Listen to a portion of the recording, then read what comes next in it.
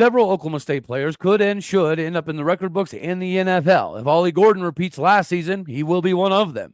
But he's not there yet. So let's discuss the all-time Dream Team offense that he could join someday. You are Locked On Oklahoma State, your daily podcast on the Oklahoma State Cowboys.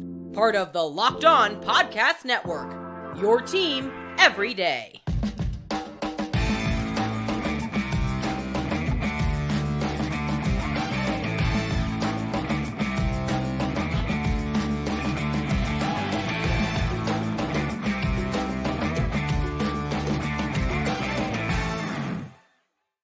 Howdy, y'all, and hello, all. Welcome back to Locked On Oklahoma State, your daily stop for all things cowboy and cowgirl related. My name is Cody Stovall. I want to thank you kindly for stopping by to make this your first listen. We're available on all of your podcasting platforms, visually as well on YouTube. Find me personally on X at AllDayOState. Today, we're partially brought to you by FanDuel. Make every moment matter more with FanDuel. Right now, new customers can get $200 back in bonus bets off of any $5 winning bet. Get in on the action today. Go to FanDuel.com/lockedon to get started. Meanwhile, we are going to get started right off into the football season. And, of course, there's players like Daniels, like Colin Oliver, that could end up in the record books, that should have in the record books in the NFL. Ollie Gordon could be one of the next in the long line of great running backs to come through Oklahoma State.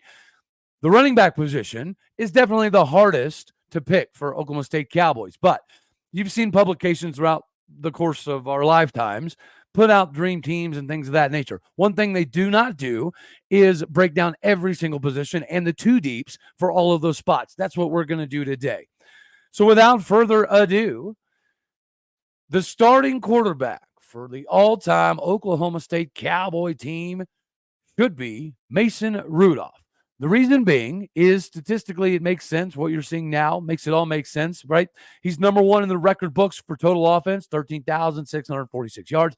Number one in single season with 4,939. Number one in single game with 540. Number one in passing TDs, total TDs, single season TDs. Brandon Whedon, you got to be the dude right behind number two. He comes in right behind Zach and Spencer with 9,110 yards. He's number two in single season with 4,727. Number two in single game. Number two in passing TDs. Number four in single season TDs with 38. Behind Mason, Barry, and Corn Dog. Yeah. Corn Dog, Taylor Cornelius pops up in there. And then for your participation, I want you to tell me down in the comments section, who would you roll with number three? Would it be Josh Fields or Zach Robinson? All right, let me know down in the comments section. We'll roll right into running back. This one's the easiest of them all. The greatest running back in the history of football, both NFL and college, is Barry Sanders. 34 NCAA records. Number one in virtually 90% of all Oklahoma State offensive rushing records or offensive records in general in just basically 2 years, right? Because he had to give way to another multi-year All-American who was a multi-time Pro Bowler in the NFL by the name of Thurman Thomas. Yes, Barry is our Heisman guy trying to help the new Heisman type guy in Ollie Gordon, but Thurman Thomas was the man. Barry Sanders had to sit behind Thurman because Thurman was that good. He was the all-everything, all-American dude that was so good, he kept the greatest running back in the history of football off of the field.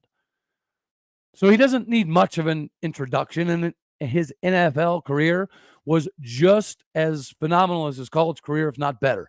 Number three is going to be Terry Miller. He's number two behind Thurman in career rushing yards of 4,754. Number three in single season, 1,887. Number seven, also in single season. So he has the number three single season record and the number seven single season record. He's number two in career TDs behind Barry with 49. He's number two in single season TDs. So who do you got? If you were to pick a fourth, right?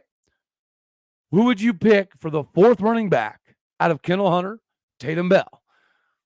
I mean, there could be some other names mixed in there, but both Kendall and Hunter are top 5, top 10, and well over 70% of all rushing categories for Oklahoma State record books.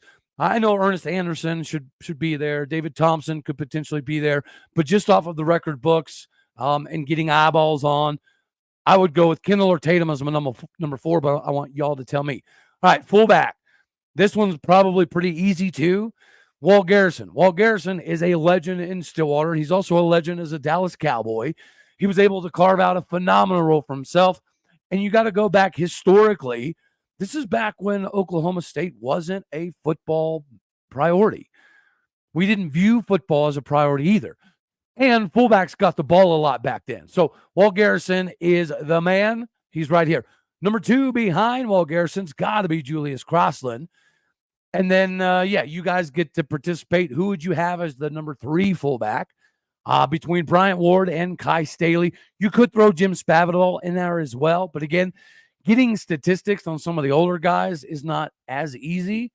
So we'll just keep on rocking and rolling here. Some guys need reintroduction statistically. Some do not. One of those being Dez Bryant. He needs no reintroduction. Everybody remembers him as a Cowboy, both in college and the pros. They remember the NCAA crap fest that went his way, but he's still viewed as Mr. X, the guy, the man on the sidelines, hyping up, jumping up and down with Mike Gundy.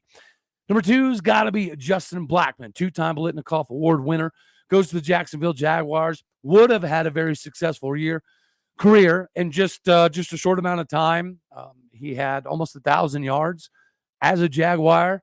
He's one of the greatest to ever put on a Cowboy uniform, so he's number 2. Rashawn Woods is still open, and he's definitely one of the all-time greatest to ever do it in Stillwater, so he's going to be number 3 here, still holding some records that may never be broken, one of those being most touchdowns in a game with 7. Hartley Dykes. Hartley Dykes was the main man for Mike Gundy. When Mike Gundy needed somebody to jump up, make a play, save the day, it was always Hartley Dykes. If they had to get down the field in bunches, it was Hartley Dykes. And if you go back and look at some of the clips, Mike Gundy's even said, I didn't have to throw it great to Hartley Dykes because he could make plays and do some things acrobatically that nobody else in America could do.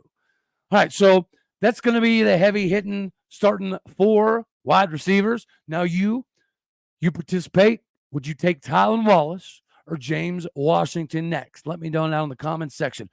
Jump over to tight end. Easy peasy. Brandon Pettigrew, 112 receptions, 1,450 yards, 13 yards per completion, and 9 touchdowns, which led him to be a first-round draft pick, number 20 overall, by the Detroit Lions, where he played 7 years. Additionally, catching another 2,965 yards, 17 TDs, and 10 yards per completion. Number 2 tight end's got to be Alonzo Mays. Caught 92 balls, 1,372 yards, had 14.9 yards per completion, 15 touchdowns before getting up drafted by the Chicago Bears. And then your participation, Marcellus Rivers, Blake Jarwin. Who do you have as the next tight end in line? We'll keep this thing rolling here.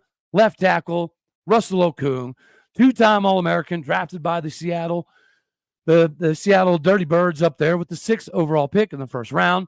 He then became an NFL Pro Bowler and a Super Bowl champion with the Seattle Seahawks. He's the best left tackle to ever put on a uniform in Stillwater. I don't think it's all that close, but Charlie Johnson might disagree. Charlie Johnson also won a Super Bowl. He was also drafted in a pretty good situation from the Indianapolis Colts. He came to Oklahoma State as a tight end. We converted him to a left tackle. The dude was catching touchdowns from Oso Pogai and Josh Fields before having a very long and successful NFL career, which is why he's number 2 behind Russell. All right, moving on to left guard, Lane Taylor, another 2-time All-American, Big 12 first-teamer. He's also a 2011 Big 12 champion and one of Aaron Rodgers' main guys for years as a Green Bay Packer. Number 2 behind Lane's got to be Darryl Goforth. You got to dig back a little ways, but he was a consensus first-team All-American before being drafted by the Green Bay Packers, where he became a Pro Bowler and had a phenomenal 8-year career before retiring in 1985. The greatest center to ever do it in Stillwater's John Kolb, the Owasso High School alum, was a 2-time first-team Big 8, 2-time All-American, first-team All-Pro, 4-time Super Bowl champion. Yeah. 3rd-round pick by the Pittsburgh Steelers. Played 13 years as a Steeler. He's in the Steelers Hall of Fame. He's on the Steelers all-time team. And he competed in the 1979 strongman competition just for S's and giggles, mind you, and finished 4th place over bigger dudes that outweighed him by 150, 180 pounds, right? It may not be that drastic, but he was definitely the smallest competitor out there by lots. And he finished 4th over professionals that train to do that all the time. That's just crazy to me. The backup center, Grant Garner. Grant Garner was a Dave Remington Award finalist. He was an AP All-American, a first-team Sports Illustrated All-American, Big 12 Offensive Lineman of the Year. He then took his talents to the NFL with the Washington Redskins. Then we get to move on to a right guard. Enid, Oklahoma native John Henry Ward was a consensus first-team All-American in football and wrestling at Oklahoma State. His wrestling record was 35-5 on the mat before becoming a first-round pick by the Minnesota Vikings and playing in a couple of Super Bowls. They didn't quite get him done, but you all know how difficult that is by itself. All right, his backup at right guard, Levy Adcock, 2-time first-team All-Big 12, consensus All-American, Big 12 champion, played for a few different NFL teams, and he's still in the game as a high school coach right now in the state of Oklahoma. Starting right tackle, pretty recent. Tevin Jenkins, 3-time All-Big 12 recipient, was the main character on all of Chuba Hubbard's 3,459 yards and 33 touchdowns, gaining him a 2nd-round draft grade and pick by the Bears. He's still a Chicago Bear, and he's proving that his versatility that he showed in college is, in fact, applicable to the NFL because he's played left tackle, right tackle, and guard in the NFL, and he's still starting right now. His backup, Zach Crabtree, another 2-time first-team All-Big 12er, 2017 All-American, Vernon Grant Award recipient. He landed with the San Diego Chargers and was squarely in the 2-deep mix before a catastrophic knee injury that caused even further complications with his entire leg later on. The pain was unbearable. So the Chargers took care of him. They paid him like $1.7 million to technically medically retire as a Charger. He came back home to work under Mike Gundy, and he was part of the staff for a while before moving on to his current position, which is with USC.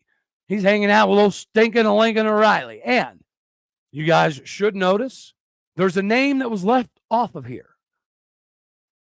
That's because he is the GOAT. Barry is the greatest running back in the history of football. But the greatest player to ever do it in Stillwater, it's the blonde bomber, baby.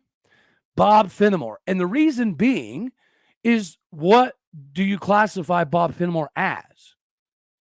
He played halfback, fullback, quarterback, free safety, strong safety, kick returner, punter, kicker. He did literally everything. He was the bulk of the team. He was the guy who pretty much threw the university on his back and won a national title. He was that guy.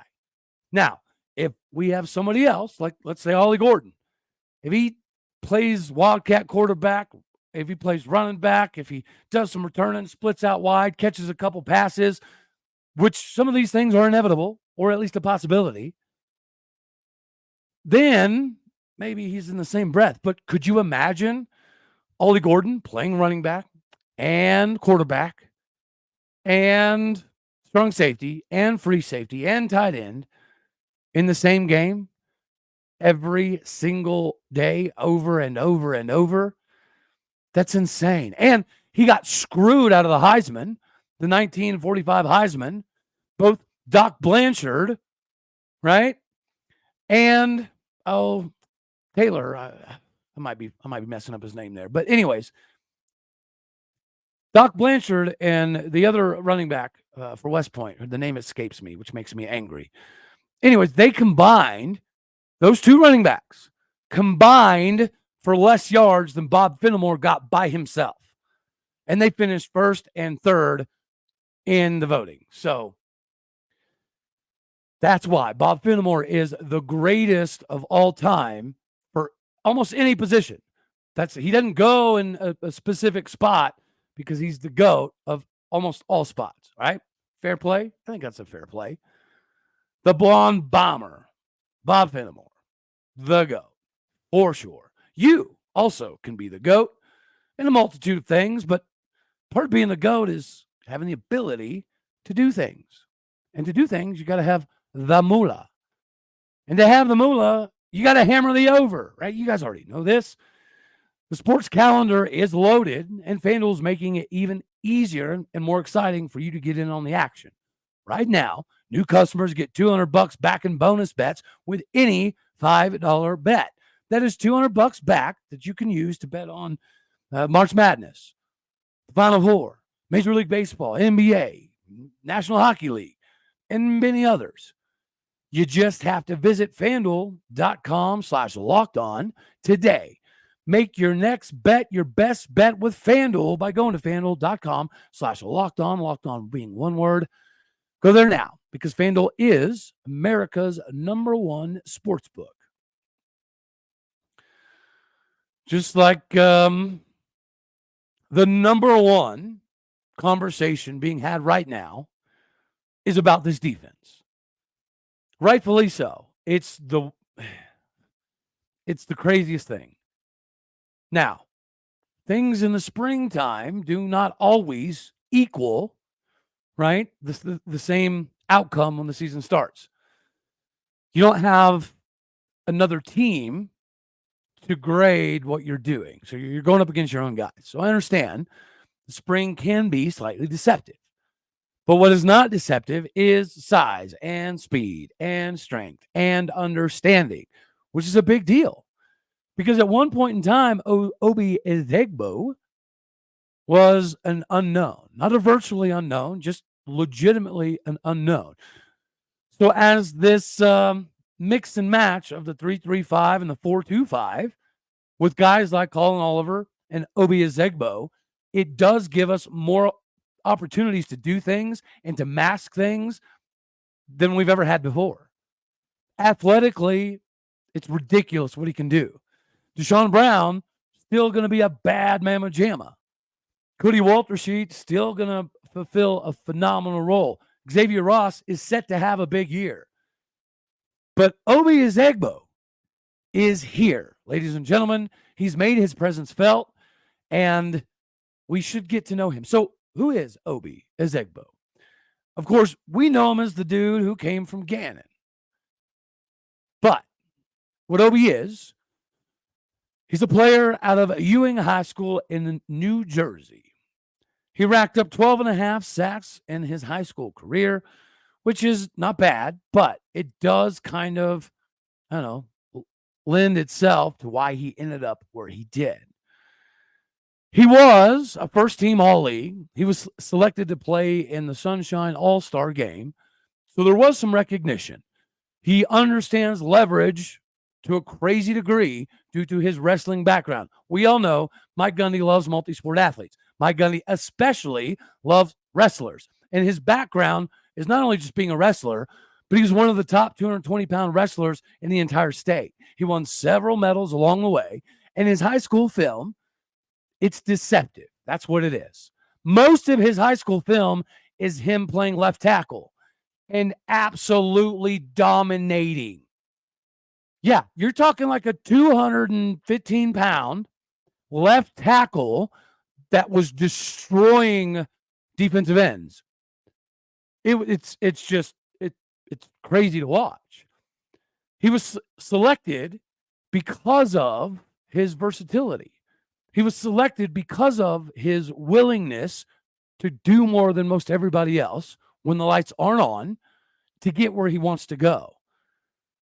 He was the most violent player on the field in high school at all times, every game, every position. It did not matter.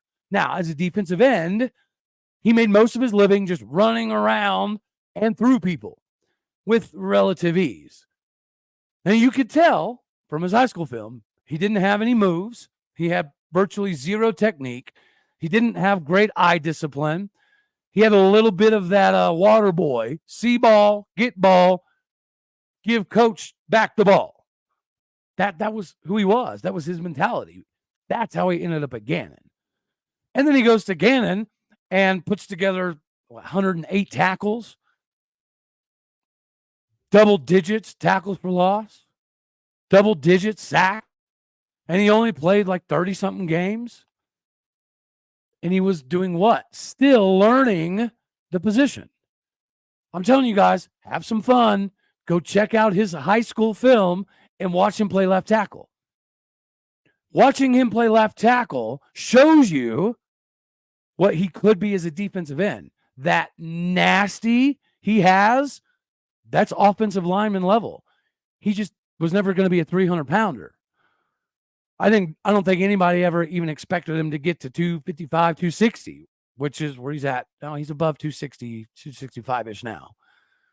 But to think about him being an underweight wrestler and being one of the top guys in the state, right?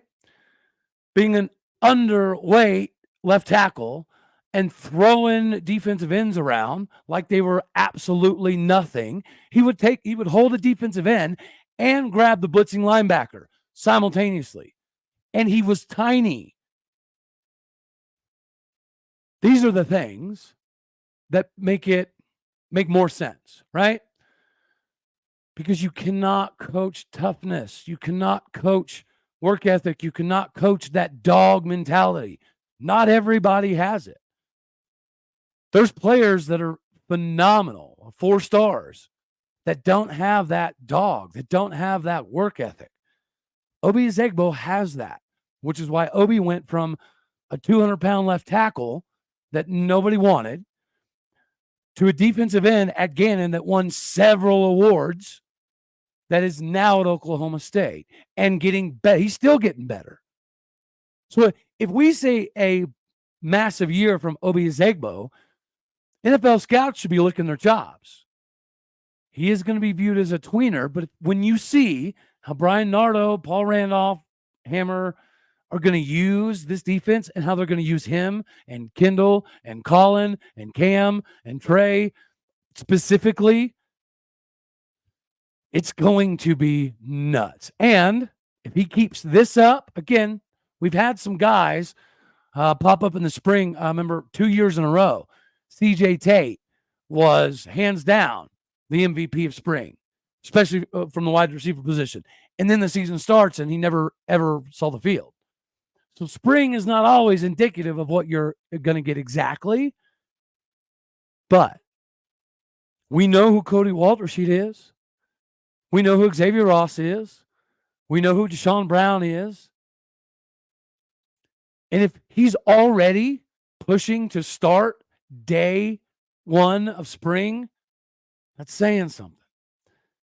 If he's going to be the starter day 1 against South Dakota State University, that's because he beat out multiple 5th-year, 6th-year seniors. That's how good Obi Ezeigbo is. Hopefully, this is the Obi Ezeigbo we continue to see throughout the course of the season.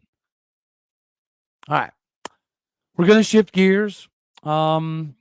Baseball. Baseball is interesting, right? That's what it is. There's some things statistically that are kind of head scratching. And then there's some things that you're like, oh, well, that makes perfect sense. But before we do that, y'all, you got to get Amazon Fire TV, because no matter what you're watching or what you're into, you and I both know you're going to want to stay up to speed on the latest in-depth analysis, news, highlights, etc. Fire TV has the best viewing experiences with smart TVs. The Fire Stick TV can plug right into your El Television, and it's going to provide you access to millions of and TV episodes, as well as free and live TV. Whether it's opening weekend for baseball, March Madness, Final Four, you're going to want to watch Fire TV, y'all. It's fire. And recently, they've upped the ante here. And they've created Fire TV channels to deliver a constant supply of the latest videos from your favorite sports brands, all for free. That includes all of us here at the Locked On Network, most of your big-time pro leagues and college conferences as well. Fire TV channels let you dive into all of the analysis, highlights, and more. Plus, if you want to stay up to date on news, entertainment, gaming, travel, and cooking, They got you covered. Check out Fire TV on Alexa devices. If you haven't checked out Fire TV channels, you absolutely should. Learn more today by going to amazon.com/lockedonfiretv. Again, that is amazon.com/lockedonfiretv. Okay, we shift gears. This was a question posed last night in the live show that I wanted to kind of jump back into because I gave an answer to me that makes sense. And that is that Rob Walton still doesn't know how to manage a rotation. And that perfect evidence was against Oral Roberts, where you had a pitcher come in for one batter and then out, and another pitcher for one batter and then out, and another pitcher for one batter and then out, and another pitcher for two batters. I understand that there's matchups. You can go lefty on lefty, righty on righty, things of that nature. And that makes some sense. That's what I thought he was doing. But then you had a guy with different arm slot thrown to a guy from a different side of the plate. So that didn't make a whole lot of sense. Another example, the other day, Brian Holliday was dealing, right? Just cruising. And we took him out in the ninth, and it almost cost us the game.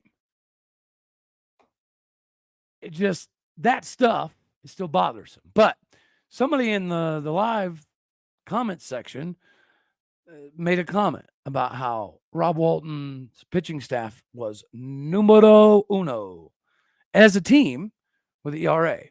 Yeah? Okay, that's fair. But what do we think about this season? I'll put it this way. If you take Brian Holliday, Sam Garcia, Zach Earhart, and Garrett Binge off this team, we're dead last in the Big 12 by possibly a significant margin. We might only have a handful of W's, and it's still being mismanaged. We have a major league staff, but this is my frustration with Rob Walton. Oklahoma State always has a major league staff. Oklahoma State always has at least one major league style guy, more often than not. And we have several this year. I think you could even throw Tommy Molsky in there.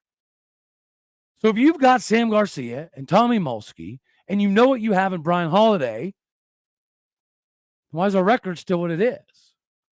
Well, other than the maddening, Rob Walton pulling people at weird times or leaving a pitcher in while he's giving up 4, 5, 6, 7 runs type stuff. Other than that stuff, we can't hit the ball. Ladies and gentlemen, we are here. Let me get to this. This is going to blow your mind here. Well, we're dead last place. We're 13th in fielding. Let's see. Here we go. We don't have. Oh, this isn't batting. I'm so sorry. Here we go. Hitting individual. Okay. Yes. Leaders. There we go. We don't have anybody in the top 10 for batting average. We don't have a single player in the top 10 for slugging percentage or on base percentage or OPS or runs scored or hits or RBIs. Oh, we have guys that hit some doubles. Nobody in triples. Nobody in it's a hit by pitch, walks. Where we at? Not there. Hey, we are number one in something. That's strikeouts. That's beneficial. Colin Bergman does have 7 bombs, but yeah, he leads in strikeouts. Stolen bases, nobody. Grounded into double play, multiple players. That's a microcosm of what we're seeing. And the fielding is not significantly better. So we're a team that has major league pitching that finds ways to even mess that up. We're a team with a bunch of, power hitters, but we're either feast or famine, right? There's games we'll score 21, and then the next game we'll score 1. So the inconsistency is maddening. Now we know what Rob Walton's mistakes are. They're visible. We don't know why Josh Holliday cannot get his team to hit the baseball. We don't know. But Anywho, that's all we're going to have for this one right here. You know I love you. As always, God bless. Go Pokes. Thank you for tuning in to make this your first listen. Here in Locked On Oklahoma State, we're available on all of your podcasting platforms. My podcasting people out there, you're the bread, you're the butter, Bricks Foundation. Do what you do. Leave a review. Hit the stars.